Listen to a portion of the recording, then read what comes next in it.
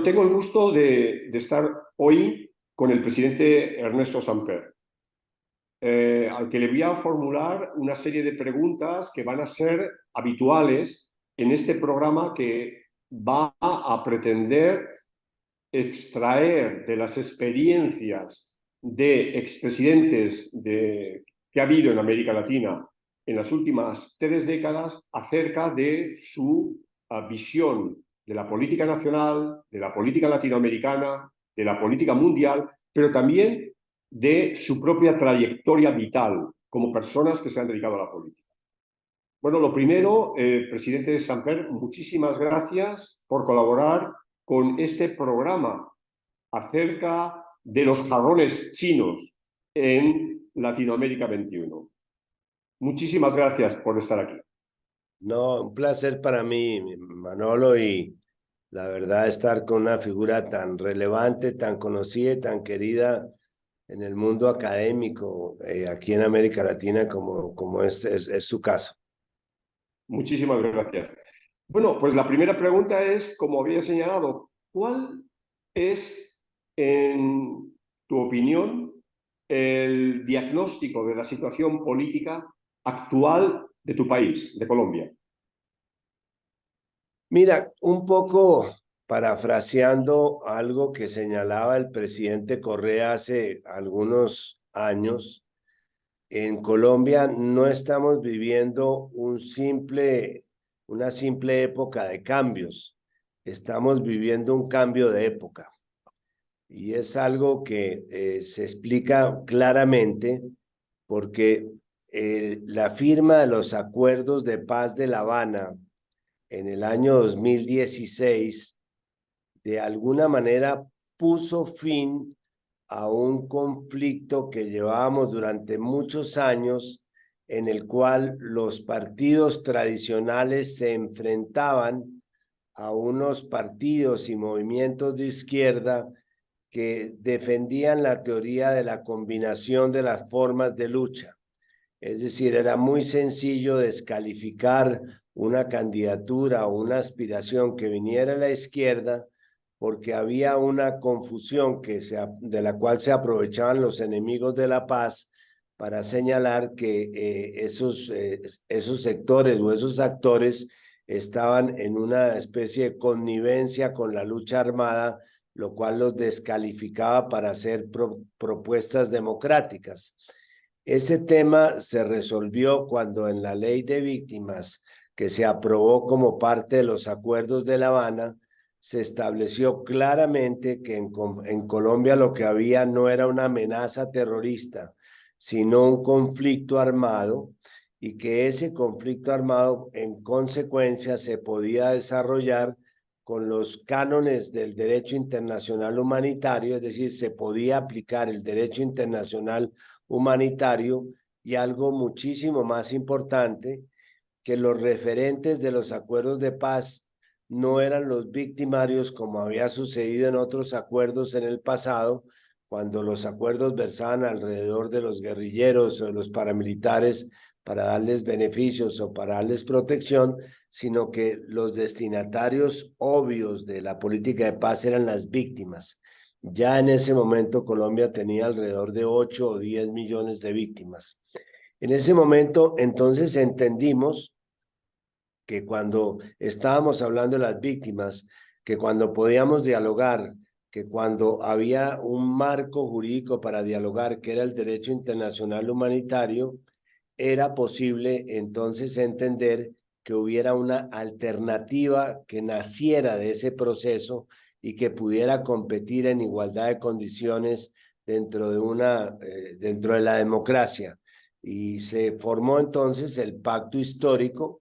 El pacto histórico hizo una formulación de un proceso alternativo, un proyecto político alternativo, y ganó las elecciones. Y ese es el gobierno que tenemos hoy día. Desde hace 200 años Colombia no tenía un gobierno de izquierda. Había habido gobiernos relativamente progresistas como el mío o el de López Pumarejo, pero no había un gobierno que se declarara como izquierda. En síntesis, para contestar tu pregunta, lo que pasó aquí en Colombia fue un tsunami, porque un país que quería llegar le ganó a otro país que quería quedarse. Y lo que se está viviendo en este momento en la realidad política colombiana es ver cómo se ajusta, nos ajustamos a esa nueva realidad y cómo de alguna manera asimilamos que hay otra gente gobernando y hay otras ideas gobernando. Entendido. Y este ajuste a la nueva realidad que se está haciendo con unas reglas de juego que ya tienen 30 años, ¿no? Las reglas salidas de la Constitución de 1991, ¿crees que estas mismas reglas están impidiendo el avance en las ideas, en la estrategia también de cambio del propio pacto histórico? Hombre, no, no creo. Yo creo que, en primer lugar, la Constitución de 1991, como tú muy bien lo sabes, de alguna manera también fue un tratado de paz, porque fue un tratado diseñado y aprobado precisamente por representantes del M-19, de la guerrilla que entonces se desmovilizó para participar en el proceso constitucional, y por voceros de los partidos tradicionales, concretamente el Partido Liberal y el Partido Conservador. La Constitución de 1991 removió una serie de obstáculos que existían en la antigua Constitución que venía desde 1886 y permitió que de alguna manera se expresaran estos sectores que hoy día están gobernando como movimientos sociales o como expresiones políticas de partidos de izquierda en el gobierno de Gustavo Petro. Es una constitución garantista, no solamente porque consagra una serie de derechos humanos que, sobre los cuales se ha estructurado, por ejemplo, el nuevo Ministerio de la Igualdad que se acaba de lanzar aquí en Colombia, sino porque contiene una serie de figuras jurídicas que le permiten a los ciudadanos reclamar estos derechos, como puede ser la norma del amparo, las acciones colectivas o las consultas populares para proyectos ambientales. De tal manera que yo creo que sí hay como una cierta simbiosis y que de alguna manera el marco que fijó la Constitución de 1991 podría decirse que es un marco adecuado para el desarrollo del proyecto político del pacto histórico. De acuerdo. El presidente Petro no tiene mayoría en el Congreso. ¿Hasta qué punto consideras que este es un obstáculo, una dificultad para la propia gobernabilidad del país? Mira, no, no lo fue en la primera etapa de su gobierno, cuando se aprobaron proyectos considerados importantes como una reforma tributaria progresiva que aumentó los impuestos a los sectores de contribución, digamos, a los altos sectores de contribución, que de alguna manera planteó unas nuevos tributos sobre la propiedad, sobre el patrimonio.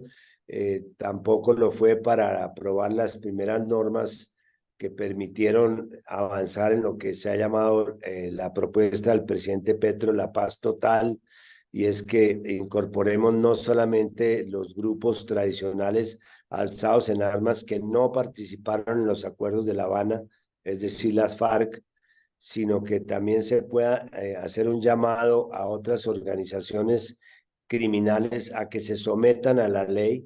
No sería un diálogo político, sino sería un sometimiento a la justicia, de tal manera que esas dos normas que se aprobaron en la primera legislatura fueron fundamentales. Ahora el gobierno ha cambiado un poco el tercio y ha decidido que va a tratar de sacar esos proyectos a través de consensos por fuera del Congreso y con unos fuertes apoyos populares. Allí están pendientes reformas sociales, una reforma a la salud, una reforma al régimen de pensiones, una reforma al régimen laboral, que son tres proyectos sociales muy importantes que trazan también el perfil del proyecto político del presidente Petro, Hasta ahora estamos viendo cómo se evolucionan estos nuevos consensos, pero De es acuerdo. otra forma de gobierno que tampoco es inédita en Colombia también. Si estuvieras en el Palacio de Nariño, ¿qué problema actual de Colombia te quitaría el sueño? Bueno, sin duda me quitaría el sueño el tema del narcotráfico, el avance del narcotráfico y la necesidad de reducir el impacto del narcotráfico en la determinación de otros campos importantes de la vida nacional, pero especialmente en el orden público. El narcotráfico es como la espada que cruza las distintas formas de violencia en Colombia, financiándolas. Financia lo que queda de la guerrilla, financia los grupos paramilitares, sus propios ejércitos de sicarios, financia la corrupción de los sectores y los cuadros políticos tradicionales, de tal manera que yo creo que por varios años el narcotráfico seguirá siendo el principal dolor de cabeza de los gobernantes de Colombia y la manera de solucionarlo que no es necesariamente seguir los derroteros que traza los Estados Unidos, que están muy basados en la política de interdicción, de fiscalización, de represión.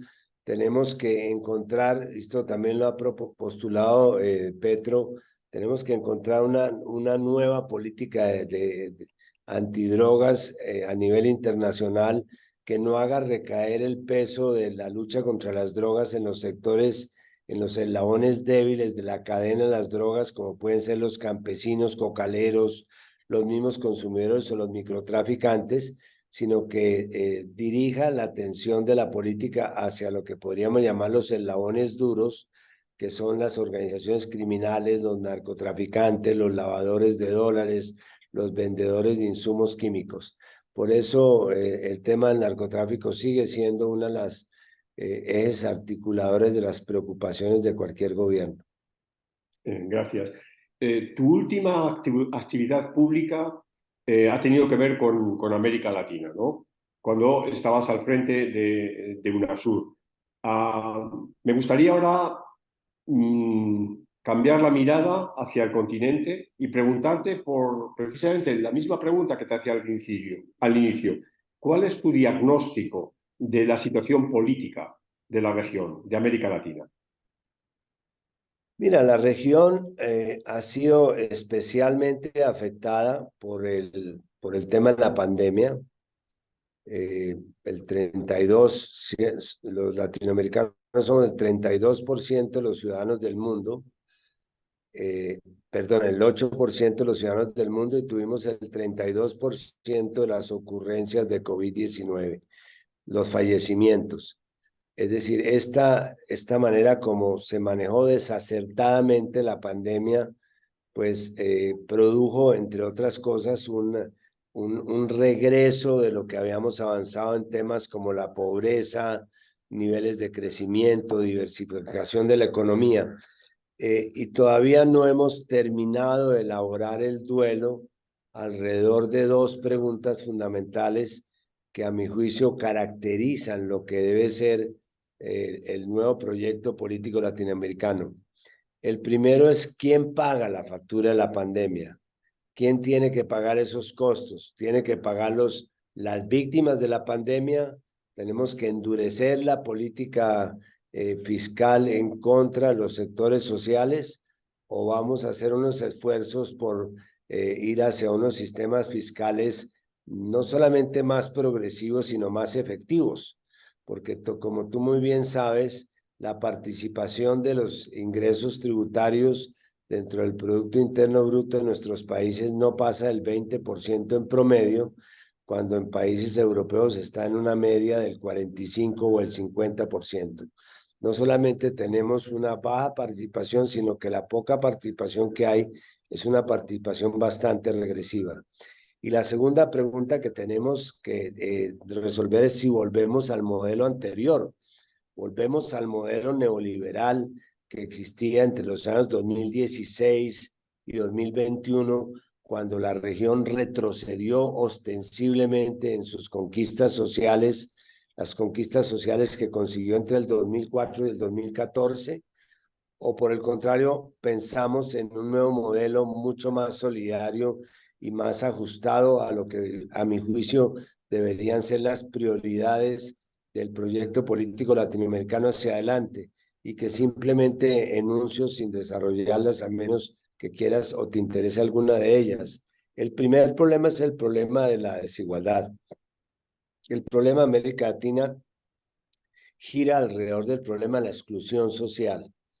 Así como ahora se va a discutir en la cumbre de la CELAC Europa, se va a discutir sobre el tema social. El tema social grande en América Latina no es el de la cohesión social como en Europa, es el de la inclusión social. Seguimos teniendo unas brechas muy grandes de desigualdad, brechas de género, brechas salariales, brechas sociales, brechas campo-ciudad, y ahora tenemos una nueva brecha, que es la brecha digital.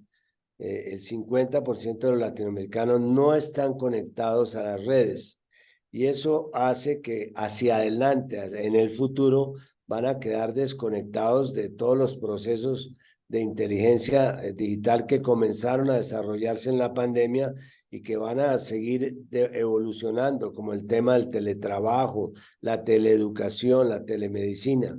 El segundo tema articulador es el tema del valor. Tenemos que superar esta condición extractivista que tenemos y ser capaces de agregar valor a lo que tenemos en este momento. La cifra ridícula de que entre nosotros apenas somos capaces de comerciar el 20%, cuando en Europa el comercio intrarregional es del 70%, indica que no estamos haciendo bien nuestra tarea y que estamos vendiendo lo que tenemos por encima, por debajo del suelo. El tercer tema tiene que ver con una transición ecológica. América Latina tiene que liderar una transición ecológica, no solamente porque somos una región solución en temas como el de la biodiversidad, tenemos la tercera parte de la biodiversidad o reservas de vida del mundo, sino porque también podemos llegar a ser los más afectados por el cambio climático, a través de los huracanes en el Caribe, a través de los sismos y los temblores en la parte andina. El cuarto tema tiene que ver con la ciudadanía. Tenemos que construir ciudadanía. Tenemos una región de 800 millones de personas en la cual no hay movilidad de las personas, tenemos unas condiciones de identidad compartida, pero no hemos sido capaces de trasladar eso a lo que podríamos llamar la ciudadanía latinoamericana. Y finalmente está dentro de estas inquietudes que integran lo que podríamos llamar la nueva agenda latinoamericana, está el tema de la integración. Nunca había estado tan desintegrada América Latina como en este momento, y nunca había sido tan importante la integración. O sea, el gran desafío que involucra estos ejes articuladores es qué vamos a hacer con la integración. Bien, precisamente este último punto me interesa porque tienes una especial, como decía antes, una especial experiencia en este asunto, ¿no? ¿Cómo iniciarías o reiniciarías tú la construcción del proceso integrador? Bueno, digamos, hemos trabajado un grupo de asesores que fuimos convocados por el presidente Fernández de Argentina, cuando tenía la presidencia de la CELAC, e identificamos 3 rutas, y cada una de esas rutas se asignó un equipo para que trabajara las propuestas de salida, que te las voy a resumir. El primer grupo era el grupo de UNASUR. UNASUR ha sido el experimento más exitoso que se ha hecho de integración en América Latina en años recientes, no solamente porque integra un nivel político de integración alrededor de temas como la democracia, la paz, los derechos humanos, la seguridad, sino también porque fue un proceso que desarrolló agendas sectoriales al estilo de la Unión Europea, a través de 23 grupos de trabajo se trabajó agendas ministeriales en materia de salud, de educación, de combate de desastres naturales, de estos temas como el que hablábamos de las drogas, y esos 23 grupos dejaron un patrimonio de convergencia de alrededor de unos temas, por lo menos en Sudamérica, que pueden servir para un proceso de integración. Ahora, poco a poco, con una gestión que ha venido haciendo el presidente Lula, se ha venido reactivando la UNASUR. Ya en este momento han anunciado su regreso o han regresado a UNASUR Brasil, Argentina, Colombia. Ha habido anuncios muy favorables que yo personalmente recibí esta semana en el caso de Paraguay. Seguramente Uruguay hará lo propio, porque la idea es superar lo que yo llamaría el principal síndrome que está afectando la integración, y de golpe tú lo habrás verificado en otras partes, que es la ideologización de las relaciones internacionales y la polarización ideológica alrededor de ellas. Las De acuerdo. relaciones internacionales no se dan entre gobiernos, sino entre estados. Y lamentablemente lo que acabó con estas experiencias de integración en los últimos años es que ideologizamos las relaciones internacionales en América Latina, y entonces aparecieron unas personas de un lado, otras personas del otro lado, los dos enfrentados, y eso prácticamente acabó con estos experimentos. El segundo escenario de integración, para seguir con el orden que llevaba, tiene que ver con la CELAC. ¿Qué papel va a cumplir la CELAC? Entonces, allí hay un grupo que está trabajando nuestra buena amiga Alicia Bárcenas, que acaba de ser nombrada canciller de México, y ella está trabajando cómo podemos empoderar la CELAC, porque la CELAC de alguna manera recoge a los 34 países. La CELAC puede ser una cancillería de América Latina que nos represente ante el mundo, como lo va a hacer ahora frente a Europa, como lo hizo frente a la China, como podría hacerlo en Naciones Unidas, o puede ser un organismo cúpula que de alguna manera nos recoja. Y el tercer escenario, que es en el que venimos trabajando aquí en la corporación que yo en este momento presido, es un escenario de trabajar una matriz de convergencia entre los distintos organismos subregionales de integración. En América Latina hay 10 mecanismos subregionales de integración: la Comunidad Andina, la Alianza del Pacífico, Mercosur, el ALBA, el Pacto Amazónico, la Unión de Estados, la Asociación de Estados del Caribe, el CARICOM, el SICA y la CELAC. Lo que nosotros hemos venido trabajando es identificar qué temas de los que están trabajando esos 10 organismos podrían ser sumables. Por ejemplo, temas como educación, salud. No vale la pena tener agendas sectoriales cuando somos los mismos, para que se puedan trabajar y sumar esfuerzos. Pero también algunos temas que son temas de especialización en cada región, que podríamos acompañar a cada subregión en eso. Por ejemplo, acompañar al Pacto Amazónico ahora que se está convocando la cumbre amazónica en la defensa de la biodiversidad amazónica.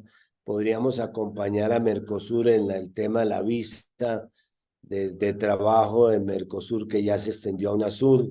Podríamos trabajar la comunidad andina en una institucionalidad que todavía persiste, que es muy importante. Podríamos trabajar los proyectos de infraestructura o como modelos de infraestructura a lo de Centroamérica, y todo esto pretendemos hacerlo, Manolo, a través del ejercicio que se llama de buenas prácticas. Es decir, ¿qué ha resultado bien en estos procesos? Y en lugar de inventarnos el agua tibia, pues vamos a seguir esas buenas prácticas como un modelo que podemos eventualmente sistematizar y homologar. Esa es como la perspectiva de lo que se puede hacer de manera muy práctica en la integración. Entendido. Y ahora bien, expresidente Samper, ¿quiénes identificarías como los enemigos de la integración? Bueno, sin duda hay dos que yo no diría enemigos, sino obstáculos que se opondrían a este concepto. Lo primero es que tenemos que definir, aunque todos estamos de acuerdo en integración, ¿de qué estamos hablando?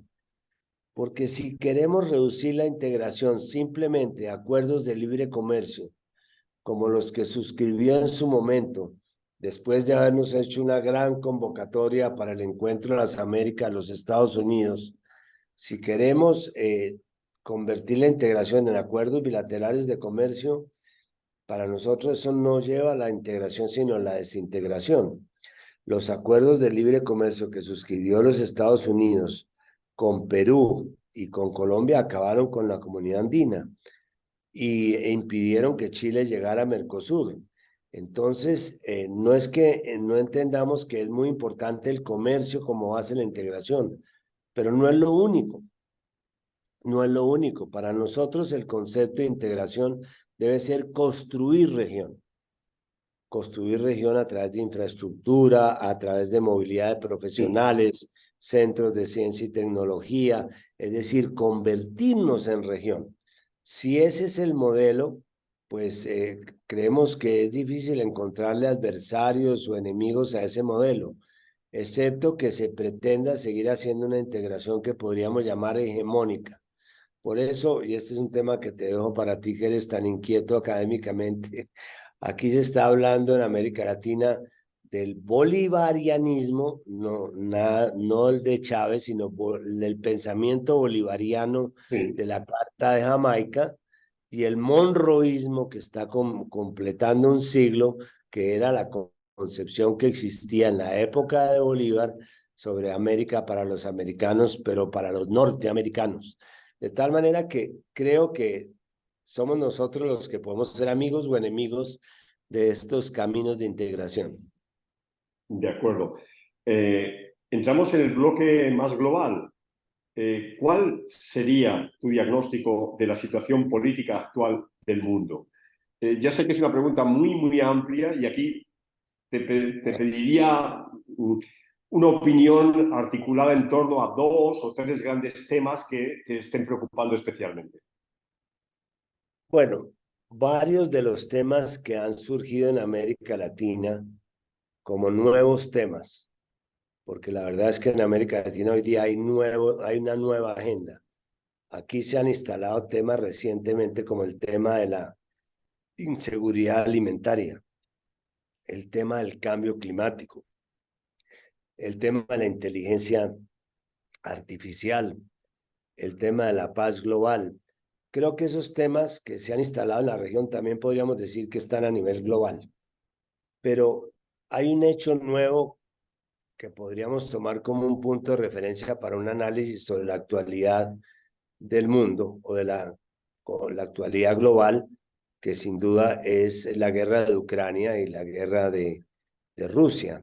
Aunque muchos pensábamos, en América Latina no era la excepción, que era un tema que no tenía que ver mucho con nosotros, nos hemos dado cuenta que tiene muchísimo que ver, no solamente por los aspectos prácticos, como puede ser el hecho del encarecimiento de los alimentos o el hecho del encarecimiento de los combustibles, de los fertilizantes, que por supuesto nos impacta, sino porque yo creo que esta guerra ha sido como el punto de partida de un proceso de desglobalización. Mucho de lo que habíamos avanzado en la construcción de reglas, en la eliminación de obstáculos y dificultades, en la desideologización de las relaciones internacionales, creo que lo estamos lamentablemente volviendo a reproducir con la guerra de Ucrania y con la guerra de Rusia, sin, obviamente todos estamos en desacuerdo con la invasión. No se trata de discutir, de centrarnos en ese aspecto, sino creo que eso está llevando a una desglobalización, en primer lugar porque está demostrando la incapacidad del sistema de Naciones Unidas para llegar a través de la solución pacífica de conflictos a detener un proceso de confrontación global como el que se está comenzando a insinuar. Y en segundo lugar, porque nos estamos dando cuenta, y aquí tomo el caso de América Latina, de que la dolarización de la globalización y la imposición de sanciones económicas que están vinculadas al dólar como su moneda de cambio, pues está produciendo un gravísimo daño en todo el mundo. Y quiero hacer una pequeña alusión a cómo nos está afectando en América Latina. Las sanciones económicas impuestas en este momento a Cuba y a Venezuela pues son sanciones que son ilegales, que son inmorales y que son socialmente inconvenientes. Son ilegales porque ningún país, según la Carta de Naciones Unidas, se puede atribuir la competencia de imponer sanciones unilaterales sobre ningún otro país o grupo de países.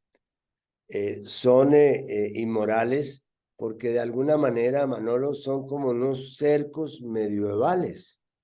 Son como un cerco medieval que rodean un país, tratando de que el país se mueva en un sentido o en otro sin discutir cuál es el sentido para un lado o para el otro, a través del hambre de la población, quitándole recursos de vida, como puede suceder en el caso, por ejemplo, en Venezuela, sus ingresos por cuenta del embargo petrolero que se le impuso bajaron eh, a, a, a 700 millones de dólares, una cosa absolutamente ridícula en comparación a lo que eran sus ingresos, al 1%. Lo mismo es la producción de petróleo, pero además fue uno de los países más afectados por la pandemia, es el que ha tenido mayores regresiones en materia de educación, en materia de salud, en materia de vida. Y conocemos todos el caso de Cuba, que es un caso que ya lleva demasiados años. Entonces yo creo que el mal uso de la dolarización, el enfrentamiento que se ha venido produciendo de alianzas a favor o en contra de la guerra de Ucrania, todo eso ha puesto en entredicho la capacidad del sistema multilateral que tenemos de arreglar el mundo. Y eso me lleva a una última reflexión, y es que creo que hacia adelante lo que tenemos es que comenzar a trabajar en una reforma del sistema de Naciones Unidas que de alguna manera reequilibre las cargas dentro de Naciones Unidas. Y yo me lo imagino, el nuevo sistema multilateral, como una especie de sistema de bancadas por grupos de países. Es decir, que América Latina vote como bancada, no países aislados votando aisladamente, sino países votando en bloque. De acuerdo.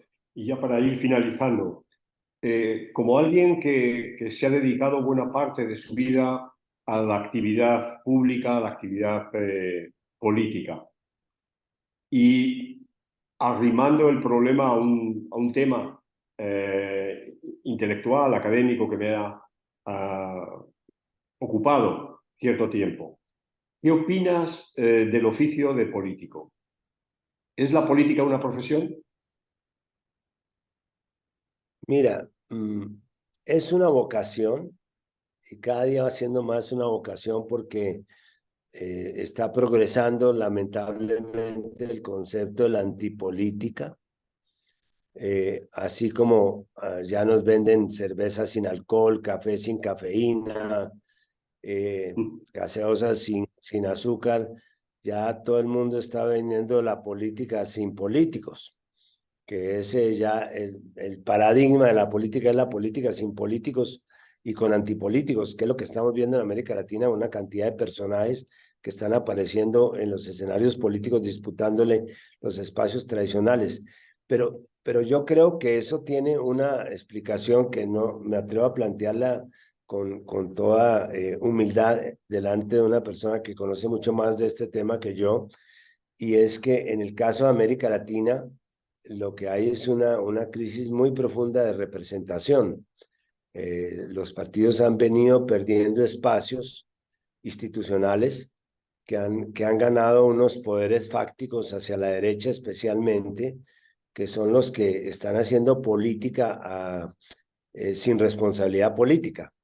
Y una buena expresión de ese fenómeno es el tema del lawfare, que es la judicialización de la política, que es el involucramiento de jueces y de fiscales, no de sistemas, sino de jueces o fiscales. No involucro a todos los sistemas que están haciendo política mediática y están haciendo política, haciendo daño reputacional, especialmente a dirigentes progresistas.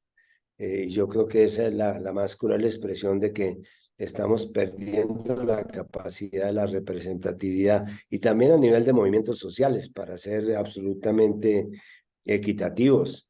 La mayor parte, pero una gran cantidad de movimientos sociales en América Latina están imbuidos en las disputas sobre el reconocimiento jurídico y sobre su propia legitimidad como representantes de intereses que han complicado la propia lucha contra la discriminación. De tal manera que yo me siento muy honrado de ser político. Mi profesión toda la vida ha sido ser político. No entiendo la política, sino tal vez idealistamente como la representación de los intereses de la gente. Lo que me movió a mí a entrar a política desde muy niño quizás fue el deseo de ayudarle a la gente, pero obviamente entiendo que la política ha cogido otros caminos en otros países y en otras personas que no comparto y que le están haciendo daño a la imagen política. Pensando en alguien que nos esté escuchando o que nos esté leyendo, ¿no? Y que quisiera dedicarse a la política, ¿qué atributos o qué activos crees que debería tener para asegurar por lo menos un inicio aceptable en esta carrera que es luego se complica por muchos aspectos? Mira, yo diría que la coherencia es para mí uno fundamental, ser coherente a lo largo de la carrera pública que uno tiene entre lo que uno piensa y lo que uno hace. Me parece que le da una gran credibilidad. Y para mí en esto consiste el segundo factor, que es el de la transparencia. Creo que es muy importante la transparencia.